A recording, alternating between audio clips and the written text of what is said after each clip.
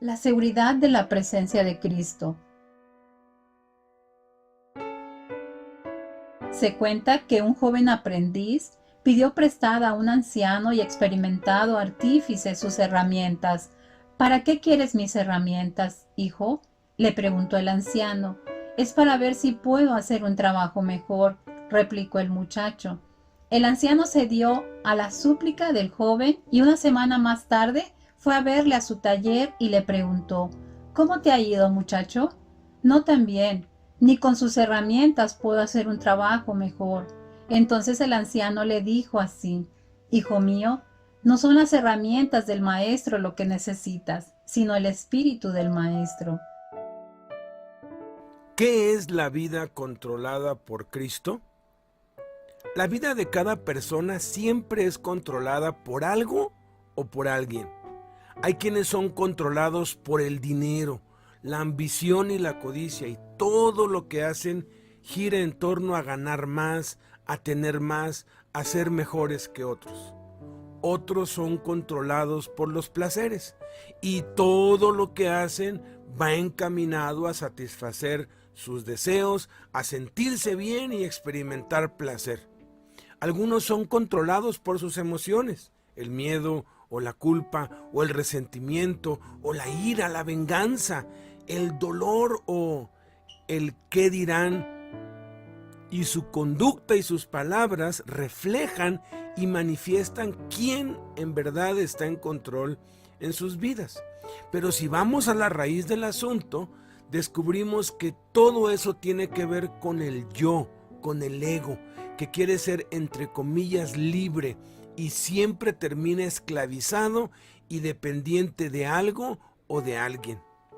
La vida controlada por Cristo consiste en que ya no es nuestro ego quien gobierna y controla nuestra vida, sino que es Cristo en nosotros quien dirige y controla nuestra vida. La vida controlada por Cristo es cuando nuestros anhelos y deseos son los de Cristo, porque Dios nos creó y solamente Jesús sabe qué es lo mejor para nosotros. Por eso Jesús quiere tomar el control de nuestra vida para darnos lo mejor, para darnos lo que realmente necesitamos, porque Él es el único que sabe lo que realmente necesitamos. Para que esto sea así, debemos negarnos a nosotros mismos, es decir, renunciar a nosotros, dejar de satisfacer los apetitos y deseos de nuestra carne que nos esclavizan, renunciar al orgullo y entregar a Cristo el control de nuestra vida y vivir de acuerdo con su voluntad. ¿Cómo se hace esto? Bueno, esto se hace por fe, invirtiendo tiempo en la oración y en la palabra de Dios, y entonces, a medida que invertimos ese tiempo, sucede el milagro sobrenatural de la intervención de Cristo viviendo su vida en nosotros por el Espíritu Santo. ¿Es la vida controlada por Cristo una vida perfecta? En absoluto no lo es. La palabra perfección implica no cometer ningún error, no fallar nunca, siempre dar en el blanco, siempre acertar al 100%. Eso está únicamente reservado para Dios, porque solo Dios es perfecto, nadie más.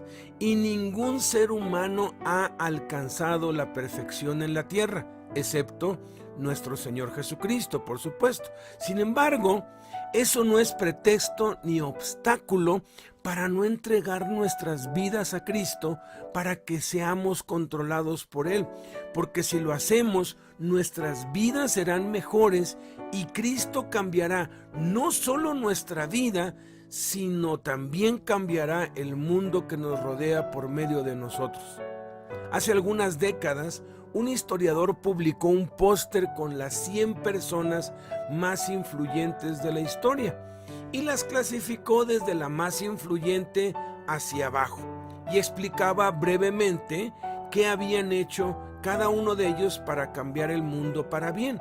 En primer lugar, puso a Isaac Newton, teólogo y científico, cuyos descubrimientos dieron lugar a la modernidad y la tecnología actual. En segundo lugar, puso al apóstol Pablo, cuya labor de difundir el mensaje del Evangelio por todo el mundo produjo cambios radicales en la sociedad que mantienen la espiritualidad y los valores morales como las bases para la estabilidad y prosperidad de las naciones hasta el día de hoy. En tercer lugar, puso a Jesucristo y en letras resaltadas explicó que, a pesar de que él y cualquier historiador serio saben que Jesucristo es quien más ha influido y cambiado el mundo, desafortunadamente, según su parecer y su punto de vista, solo dos de sus seguidores, Newton y Pablo, habían seguido al pie de la letra su ejemplo, porque los demás llamados cristianos se habían desviado de sus enseñanzas. Esto es muy triste, pero lamentablemente es cierto. Sin embargo, aunque ni Pablo ni Newton fueron perfectos, se dejaron controlar por Cristo y cambiaron el mundo. Y eso puede suceder con cualquiera que le entregue su vida a Cristo y se deja controlar por Él. Y aunque seguirá cometiendo errores, aunque seguiremos fallando, nuestra vida irá siendo cambiada y transformada, y al cambiar nuestra vida para bien, cambiaremos también nuestro entorno para bien. ¿Deben todos los cristianos actuar exactamente de la misma forma y tener la misma personalidad? Absolutamente no. Podemos ver esto claramente en los 12 discípulos que Jesús escogió.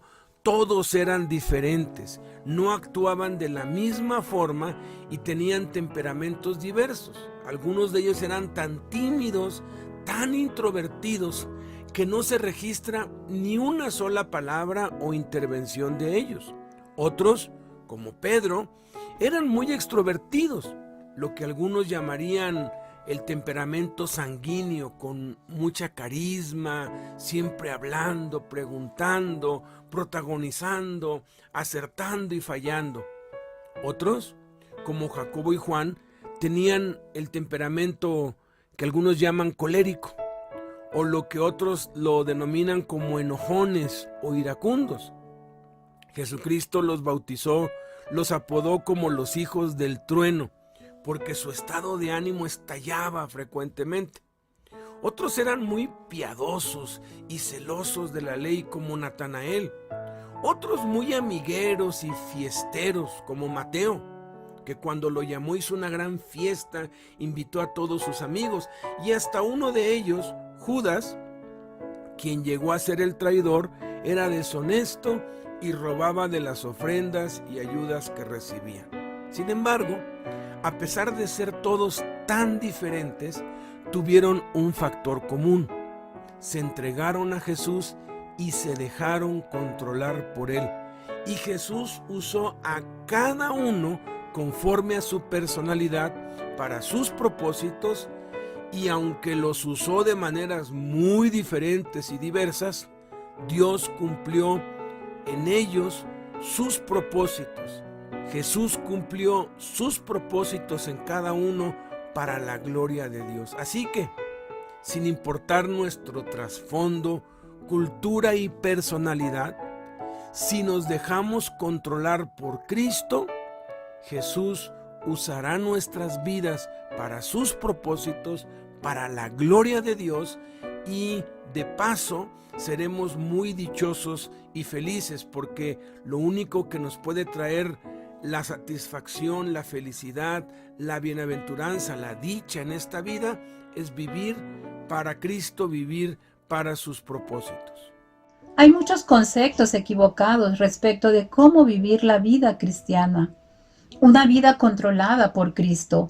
Algunos piensan que deben esforzarse y dar lo mejor de sí mismo para vivir una vida agradable a Dios. Otros piensan que Cristo ha entrado en sus vidas para ayudarles a vivir y trabajar para Dios. Pero estas dos ideas son inconsistentes según Dios. La gran diferencia entre los cristianos de hoy y de los que leemos en la Biblia está en que lo que para nosotros es una narración de hechos remotos, para ellos era una experiencia real. Nosotros tendemos a hacer del cristianismo un código ético, mientras que aquellos hombres experimentaron un cambio tan radical en sus vidas que no vacilaron en llamar a eso Cristo viviendo en ellos. La vida cristiana no es difícil, es imposible. Solo una persona ha vivido esta vida, Jesucristo, y desea seguir viviendo su vida a través de nosotros. No se trata de nosotros intentar ser como Jesús, de ser ayudados por Jesús, tener su poder o trabajar para Él, sino de que Él viva su vida en nosotros. La vida cristiana no es lo que tú hagas por Él, sino lo que Él hace en y a través de ti. Jesús viene a vivir en nosotros para que pueda vivir su vida a través de nosotros, usando nuestros ojos, boca, manos, pies, etc. ¿Cómo es el hombre natural o no cristiano? El Espíritu Santo enseña claramente, por medio del apóstol Juan, que no todos los seres humanos son hijos de Dios, sino que únicamente aquellos que creen en Jesús y lo han recibido, a ellos nada más se les ha dado la potestad de ser hechos hijos de Dios, los cuales no son engendrados de carne, ni de sangre, ni de voluntad de varón, sino que son engendrados de Dios.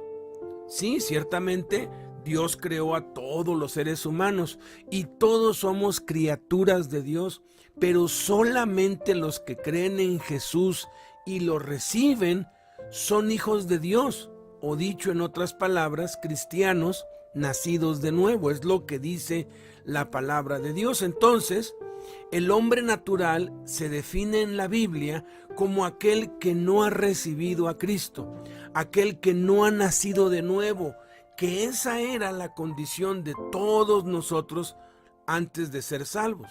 La Escritura es muy clara al describir al hombre natural o no cristiano, asegurando que está muerto en sus delitos y pecados, que sigue la corriente de este mundo conforme al diablo, que es el príncipe de la potestad del aire, el espíritu que ahora opera en los hijos de desobediencia, que es otro término que utiliza la Biblia para referirse al hombre natural, entre los cuales todos nosotros, sin excepción, vivimos antes de recibir a Cristo. Vivíamos en los deseos de nuestra carne, vivíamos haciendo la voluntad de nuestra carne, la voluntad de nuestros pensamientos, y éramos por naturaleza hijos de ira, esto es, hombres naturales, lo mismo que los demás. También dice el Espíritu Santo que el hombre natural no percibe las cosas que son del Espíritu de Dios, porque para él son locura y no las puede entender, aunque las quiera entender, porque se han de discernir espiritualmente. Veamos pues 9 características del hombre natural o no cristiano. No tiene a Cristo y el ego gobierna su corazón. Primera, es esclavo del pecado. Juan 8:34.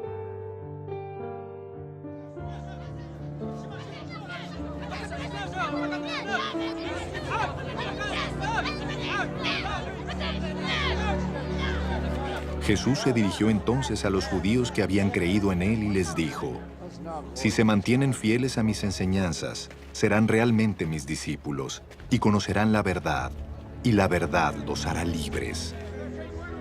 Nosotros somos descendientes de Abraham, le contestaron, y nunca hemos sido esclavos de nadie. ¿Cómo puedes decir que seremos liberados?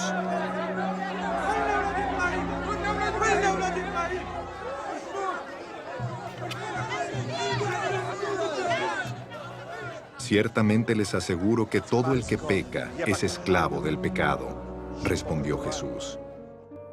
Segunda, no entiende las cosas de Dios. Primera de Corintios 2:14.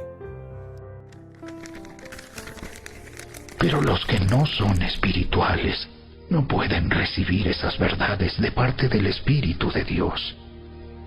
Todo les suena ridículo y no pueden entenderlo, porque solo los que son espirituales pueden entender lo que el Espíritu quiere decir. Tercera, su corazón es engañoso y perverso. Jeremías 17:9. El corazón humano es lo más engañoso que hay y extremadamente perverso. ¿Quién realmente sabe qué tan malo es? Cuarta, la maldad reina en su corazón. Marcos 7:21. Luego añadió, lo que sale de la persona es lo que la contamina, porque de adentro, del corazón humano, salen los malos pensamientos, la inmoralidad sexual, los robos, los homicidios, los adulterios, la avaricia, la maldad, el engaño, el libertinaje, la envidia, la calumnia, la arrogancia y la necedad. Todos estos males vienen de adentro y contaminan a la persona. Quinta, la ira de Dios está sobre él. Juan 3:36.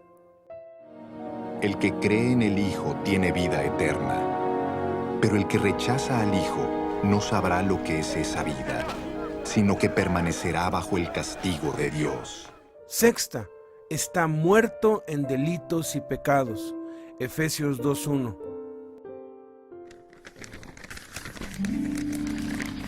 Antes ustedes estaban muertos a causa de su desobediencia y sus muchos pecados.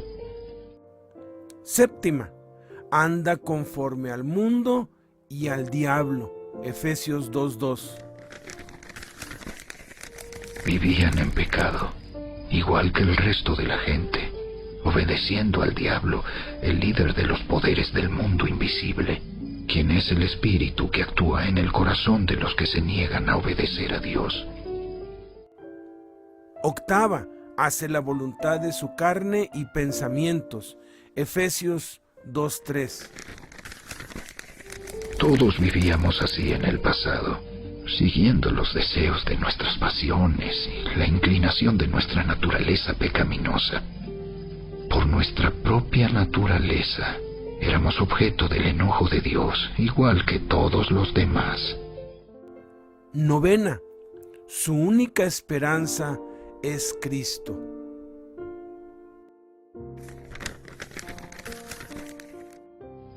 En esos tiempos, ustedes vivían apartados de Cristo. No se les permitía ser ciudadanos de Israel y no conocían las promesas del pacto que Dios había hecho con ellos. Ustedes vivían en este mundo sin Dios y sin esperanza. Antes de conocer a Cristo, todos nosotros vivíamos de una manera egoísta, sin tomar en cuenta a Dios. Algunos manifestaban ese egoísmo externamente por medio de conductas nocivas, vicios, desenfrenos y pasiones desordenadas. Otros, de manera interna, llenos de odio, amargura y soledad. Sea cual fuere la expresión del ego, todos, sin excepción, estábamos conscientes del vacío interno y que algo nos hacía falta, hasta que nos dieron el mensaje del Evangelio y conocimos la verdad para ser salvos y empezamos a experimentar el amor de Dios y a conocer su plan. Si todavía experimentas ese vacío en tu corazón, si has descubierto que eres un hombre natural y no tienes a Cristo dentro de ti, este es el momento exacto para pedirle a Jesús que venga a tu vida, confesándolo como Señor y Salvador, para que Él llene el vacío y puedas conocer la verdad y empezar a vivir una vida nueva en Cristo. ¿Cómo es el cristiano espiritual? Los términos espiritual y carnal los definió el apóstol Pablo cuando escribió a los Corintios y les dijo: de manera que yo, hermanos, no pude hablarles como a espirituales, sino como a carnales, como a niños en Cristo. El cristiano espiritual es aquel que ha nacido de nuevo del Espíritu, ha sido bautizado en agua en obediencia y anda en el Espíritu, es decir, es controlado por Cristo y no por su naturaleza pecaminosa. no satisface los deseos de sus ojos, los deseos de su carne y la vanagloria de la vida. El cristiano espiritual se esfuerza en la gracia que es en Cristo Jesús por tener un tiempo a solas a diario con Dios, para dedicar tiempo a la oración y a la Biblia, para congregarse, se esfuerza por testificar a otros y ayudar a los necesitados, haciendo cambios en su vida y en su conducta, dejando de hacer lo malo y aprendiendo a hacer lo bueno, conforme al ejemplo de Jesús, creciendo siempre en la gracia y el conocimiento de Cristo. También se define al cristiano espiritual como una persona que juzga todas las cosas y que no es juzgado por nadie. Obviamente aquí la palabra juzgar no es en el sentido de condenación o de juez, sino de entendimiento y discernimiento con base a la Biblia. Es decir, comparan y filtran todo. El cristiano espiritual compara y filtra todo a través de las palabras de Jesús y define y distingue la verdad de la mentira, lo bueno y lo malo, lo justo y lo injusto, la luz de las tinieblas, conforme a la verdad que está en Jesús y no conforme a su propia opinión o ideas o pensamientos humanos o filosóficos, por muy brillantes y lógicos que parezcan, no conforme a lo que está de moda o a lo que todos tienen por bueno. Define las cosas conforme a Jesús. Veamos ahora el cristiano espiritual. 4 características. Tiene a Cristo ocupando el trono de su corazón. Primera, manifiesta el fruto del Espíritu. Gálatas 5, 22 y... En cambio, la clase de fruto que el Espíritu Santo produce en nuestra vida es amor, alegría, paz, paciencia, gentileza, bondad, fidelidad, humildad y control propio. No existen leyes contra esas cosas. Segunda, anda por fe y Cristo vive por él. Gálatas 2:20. Mi antiguo yo ha sido crucificado con Cristo. Ya no vivo yo, sino que Cristo vive en mí. Así que vivo en este cuerpo terrenal, confiando en el Hijo de Dios, quien me amó y se entregó a sí mismo por mí. Tercera, todo lo puede en Cristo. Filipenses 4:13. Pues todo lo puedo hacer por medio de Cristo, quien me da las fuerzas. Número 4, tiene la mente de Cristo. Primera de Corintios 2:16. Pues, ¿quién puede conocer los pensamientos del Señor? ¿Quién sabe lo suficiente para enseñarle a Él? Pero nosotros entendemos estas cosas porque tenemos la mente de Cristo. El cristiano espiritual tiene bien definido su propósito en la vida: hacer la voluntad de Dios y llegar a ser como Cristo. ¿El cristiano espiritual puede pecar? Por supuesto que sí. El Espíritu Santo revela en la Sagrada Escritura que no hay ser humano que no peque. También asegura que todos hemos pecado y que todos ofendemos muchas veces.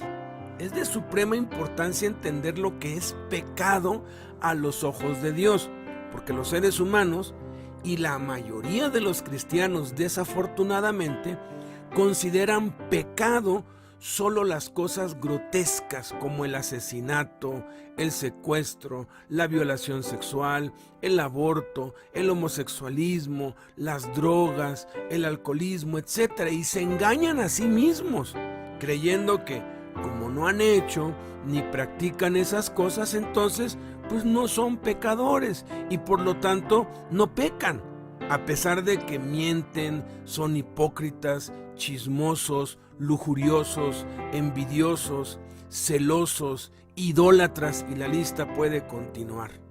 Además de que practican pecados ocultos y creen en sus mentes que porque no dañan a nadie no están pecando, pero no es así. El Espíritu Santo define el pecado como desobediencia a la palabra de Dios y añade que si una persona guarda todos los mandamientos de la ley, pero ofende en un solo punto, digamos, dice una mentirita blanca, se hace transgresor de todos los mandamientos. A los ojos de Dios es tan culpable y pecaminoso el que miente como el que asesina. Claro, ambas cosas tienen consecuencias y repercusiones muy diferentes. No es lo mismo, no son las mismas consecuencias la mentira que el homicidio, pero a los ojos de Dios son pecado. El Espíritu Santo también define el pecado como saber hacer lo bueno y no hacerlo. No solamente hacer lo malo es pecado, sino el no hacer lo bueno también es pecado. Por ejemplo, el profeta Samuel le dijo al pueblo: lejos sea de mí que peque yo contra Dios, cesando de rogar por ustedes. Claramente dice allí el profeta Samuel que si él dejaba de orar por el pueblo, fíjense, iba a cometer un pecado contra Dios. Por eso el apóstol Juan dice claramente: si decimos que no tenemos pecado, nos engañamos a nosotros mismos y la verdad no está en nosotros. Si decimos que no hemos pecado, le hacemos a él mentiroso y su palabra no está en nosotros. El apóstol Juan se incluía en esto. Por eso, cada día debemos confesar nuestros pecados y ponernos a cuentas con Dios, porque nunca vamos a dejar de pecar. No me refiero a los pecados de comisión, esos deberíamos irlos abandonando, esas prácticas ocultas deberíamos dejarlas, pero las cuestiones de omisión, lo que sucede en nuestra mente, lo que a veces toleramos en nuestros pensamientos. Sin embargo, el cristiano espiritual por lo general peca por omisión o accidente o tropiezo o descuido y es consciente inmediatamente de que ha pecado y al instante confiesa su pecado y pide perdón a Dios, y si afectó a alguien más también le pide perdón. En cambio, el cristiano carnal peca por comisión, es decir, con premeditación, alevosía y ventaja, se esconde para pecar, no confiesa su pecado y lo que es más lamentable es que la mayoría de las veces ni se da cuenta cuando está pecando y piensa que está bien. ¿Cómo es el cristiano carnal? El cristiano carnal fue definido por el apóstol Pablo cuando escribió a los Corintios y les dijo: de manera que yo, hermanos, no pude hablarles como a espirituales, sino como a carnales, como a niños en Cristo. Y luego define magistralmente por qué los llamó carnales. Cuando dijo: porque aún son carnales, pues habiendo entre ustedes celos, contiendas y disensiones, ¿no son carnales y andan como hombres? Porque diciendo el uno: yo ciertamente soy de Pablo, y el otro: yo soy de Apolo, ¿no son carnales? La Nueva Traducción Viviente define a los carnales como personas controladas por su naturaleza pecaminosa, que viven y actúan como la gente del mundo que no conoce a Dios. Los cristianos carnales se comparan con los niños, con las cualidades negativas de los niños, porque Jesús dijo que si no nos hacemos como niños, no vamos a entrar al reino de Dios, hablando de que los niños tienen fe, de que los niños tienen disposición, las cualidades positivas de los niños. Pero todas aquellas cualidades negativas de un niño se asocian con los cristianos carnales: celos, envidia, pleitos, egoísmo, etc. Los cristianos carnales, pues, son creyentes que sí han nacido de nuevo, sí se han bautizado, pero no hacen ningún esfuerzo de su parte para obedecer y poner en práctica la palabra de Dios, y por eso no crecen espiritualmente. El Espíritu Santo describe la diferencia entre los carnales y espirituales así, en la revelación de la carta a los Hebreos. Acerca de esto tenemos mucho que decir y difícil de explicar, por cuanto se han hecho tardos para oír, porque debiendo ser ya maestros después de tanto tiempo, tienen necesidad de que se les vuelva a enseñar cuáles son los primeros rudimentos de las palabras de Dios, y han llegado a ser tales que tienen necesidad de leche y no de alimento sólido. Y todo aquel que participa de la leche es inexperto en la palabra de justicia, porque es niño. Pero el alimento sólido es para los que han alcanzado madurez, para los que por el uso tienen los sentidos ejercitados en el discernimiento del bien y del mal. Entonces, el cristiano carnal se comporta de manera idéntica al hombre natural, con la diferencia de que, como es hijo de Dios, a su tiempo es disciplinado y corregido en amor por Dios y sufre las consecuencias de su pecado, mientras que el hombre natural prospera en su maldad y pareciera que no pasa nada. Veamos ahora cómo es el cristiano carnal. 6 características. Tiene a Cristo, pero el ego gobierna su corazón. Primera, es un niño en Cristo. 1 Corintios 3:1.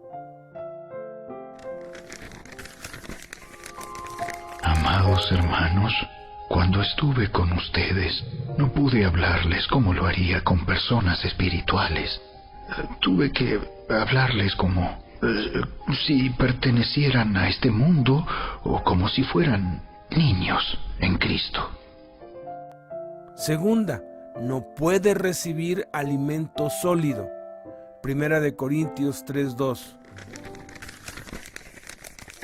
Tuve que alimentarlos con leche, no con alimento sólido, porque no estaban preparados para algo más sustancioso, y aún no están preparados. Tercera, es celoso y contencioso. 1 Corintios 3:3. Porque todavía están bajo el control de su naturaleza pecaminosa. Tienen celos unos de otros y se pelean entre sí. ¿Acaso eso no demuestra que los controla su naturaleza pecaminosa? ¿No viven como la gente del mundo? Cuarta, manifiesta las obras de la carne. Gálatas 5:19.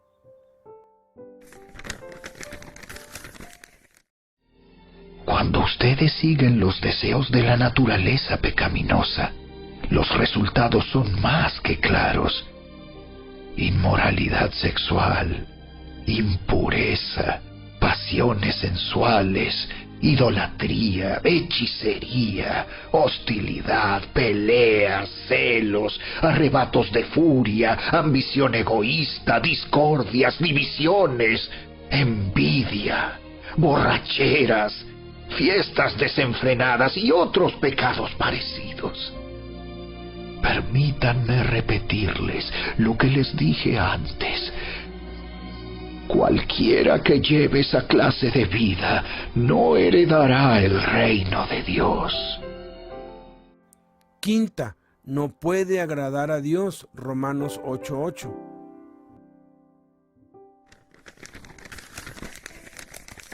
Por eso, Los que todavía viven bajo el dominio de la naturaleza pecaminosa nunca pueden agradar a Dios. Sexta, es inestable y fluctuante. Efesios 4:14.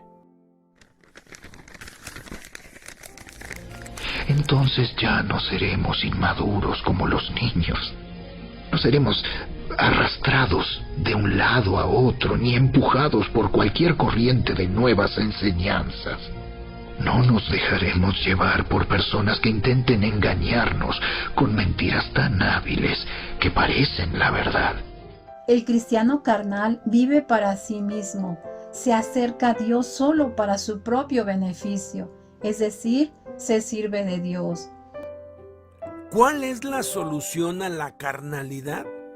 La solución a la carnalidad es muy sencilla y accesible, pero requiere de mucho valor y determinación de parte del que anda en la carne y comienza con la confesión de pecados. El Espíritu Santo asegura que si confesamos nuestros pecados, Dios es fiel y justo para perdonar nuestros pecados y limpiarnos de toda maldad. La solución a la carnalidad inicia con la confesión de nuestros pecados a Dios. Confesión significa declaración o reconocimiento que hace una persona de un error, una falta o un delito. Tenemos que empezar declarándole a Dios en oración lo que hemos hecho mal, reconociendo que es pecado, que estamos arrepentidos y que no lo volveremos a hacer. Pero esa solo es la primera parte de la confesión. Jesús enseñó con la parábola del hijo pródigo cuál es la correcta confesión de pecados, que debe ser a Dios y a la persona afectada, porque el hijo confesó su pecado a Dios y después confesó su pecado a su papá. La gran mayoría de los cristianos lo hacemos así y hemos experimentado que a pesar de confesar el pecado nada más a Dios, se sigue reincidiendo una y otra vez. Y estamos pidiendo perdón del mismo pecado que cometemos frecuentemente. Y lo confesamos a Dios y somos sinceros y Dios nos limpia. Pero ¿por qué reincidimos una y otra vez a pesar de que ya lo confesamos? Porque hemos confesado el pecado a medias. Solamente se lo hemos confesado a Dios y no a la persona afectada, si la hubiere. Y si no hay una persona afectada, pues tengo que ir con un hermano maduro en Cristo y confesarle nuestro pecado a él. ¿Por qué es esto? ¿Por qué debe ser así? La razón es esta. Cuando confesamos nuestro pecado a Dios, recibimos perdón y limpieza del pecado. Pero cuando confesamos nuestro pecado a la persona afectada y si no la hay a un hermano en Cristo maduro, recibimos liberación del pecado. Resumiendo, la confesión a Dios nos trae perdón. La confesión a otro nos trae liberación. Es interesante que etimológicamente la palabra adicción significa no dicho, no confesado, y es aquello que no se puede o no se quiere expresar. Por eso es que cuando un pecado no se confiesa a un cristiano maduro para que ore por nosotros, aunque Dios nos perdona y nos limpia, ese pecado se puede convertir en un mal hábito, en un vicio o en un pecado que se practica en oculto. Una vez confesados los pecados correctamente, entonces debemos en oración entregarnos totalmente a Cristo y empezar a andar en fe. Aquí está el segundo y el tercer paso. El primer paso es la confesión, el segundo paso es la oración de entrega total y el tercer paso es andar en fe. ¿Qué significa esto? Esforzarnos en la gracia por obedecer a Dios para fortalecernos en Jesús y el poder de su fuerza, congregándonos, practicando la oración y la Biblia, apartando un tiempo diario para Dios, testificando de Cristo, procurando ayudar a otros. Algunos lo han llamado esto a que estamos en una guerra. Satanás nos ataca, el mundo nos ataca, nuestra carne nos ataca. Estamos en una batalla, estamos batallando contra los deseos carnales que batallan contra nuestra alma. Estamos peleando, y para poder vencer tenemos que utilizar nuestro revólver, nuestra pistola Colt M. De hecho, es un tipo de revólver. No sé mucho de pistolas, pero parece ser que sí lo es. Colt M. Son 5 letras, C-O-L-T-M, que significan congregarse, la C, la O, orar, la L, leer, la T, testificar, y la M, ministrar. Necesitamos tomar nuestra Colt M para pelear la buena batalla de la fe y no recaer ni reincidir. Una vez que hemos confesado nuestro pecado correctamente, hemos orado para consagrarnos, entregarnos totalmente a Cristo, y hemos empezado a andar en la fe. Jesús lo resumió de esta manera: velen y oren para que no entren en tentación. El espíritu a la verdad está dispuesto, pero la carne es débil. De esa manera solucionaremos la carnalidad en nuestra vida, dejaremos de ser niños fluctuantes, niños espirituales egoístas que andan provocando divisiones, que andan en celos y contiendas y envidias, y creceremos en la gracia y el conocimiento de Jesucristo para cumplir cabalmente los propósitos de Dios en nuestra vida.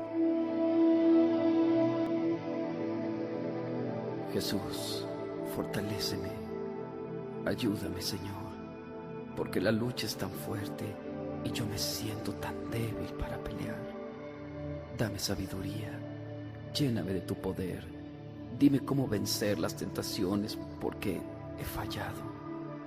Me es fácil hacer cosas que no debo hacer, y esta es la batalla de todos los días. Aunque reconozco, Señor, que he dejado de orar y leer tu palabra. Por eso me siento como desprotegido. Los dardos del enemigo me han herido. Pero en este momento y en este lugar, yo te pido con todo mi corazón que me perdones, que sanes mis heridas y me levantes una vez más en tu luz para poder pelear. Pero ahora, no en mis fuerzas, sino en el nombre de Jesús.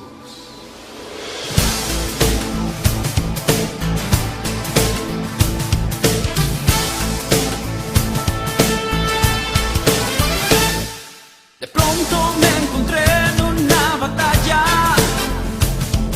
la cual pensé que no podría ganar. Me sentí débil y muy confundido. Satanás me quería derrotar y él me dijo: ¿no sabes tú que yo fui el que crucifiqué a Jesús y que públicamente lo exhibí en una cruz? Soy el príncipe de este mundo, pues demostré mi dominio y mi poder. Y tú, siendo tan debilucho, ¿crees que me vas a vencer? Pronto me encontré en una batalla, la cual pensé que no podría ganar. Pero levanté mi voz a Jesucristo. Si Él pelea conmigo, ¿quién me vencerá? Y Él me dijo: recuerda, hijo mío, yo ya vencí por ti. Y cuando tú peleas solo, es porque te apartas de mí. Pero hoy te digo, levántate en mi nombre, que sobre todo nombre es. Ponte la armadura para que puedas resistir. Saca la espada del Espíritu, que es la palabra que te di, y pelea, hijo mío. Pelea sin temores. Es cierto, Satanás es el príncipe de este mundo, pero yo soy el Rey de Reyes y Señor de Señores. Satanás, vencido estás en el nombre de Jesús, en el nombre de Jesús. Satanás, vencido estás en el nombre de Jesús, en el nombre de Jesús. La Biblia dice que Él es Dios y no me dejará. Se ha sentado más de lo que pueda soportar. Y si con tentación me quieres atacar, la salida Él me dará con poder y autoridad. Satanás, vencido está en el nombre de Jesús, en el nombre de Jesús. Satanás, vencido estás en el nombre de Jesús, en el nombre de Jesús. Fue Jesús quien te exhibió y te derrotó a tus huestes y potestades. Él las aplastó porque Él murió, pero resucitó por mí. Y esto solo fue el principio de tu fin. Satanás, vencido está en el nombre de Jesús, en el nombre de Jesús. Satanás, vencido estás en el nombre de Jesús, en el nombre de Jesús. Y hoy rompo las cadenas del pecado que me ataba. En el nombre de Jesús. Él me ha dado autoridad y estás bajo mis pies. En el nombre de Jesús. Oh, no debí haber pisado estos terrenos. Será mejor que me vaya de ti. No soporto escuchar esto. ¡No! Satanás, vencido estás. Veamos entonces las tres acciones de la solución a la carnalidad. Primera, confesar nuestros pecados. Primera de Juan 1:9. Pero si confesamos nuestros pecados a Dios, Él es fiel y justo para perdonarnos nuestros pecados y limpiarnos de toda maldad. Segunda, entregarnos totalmente a Cristo.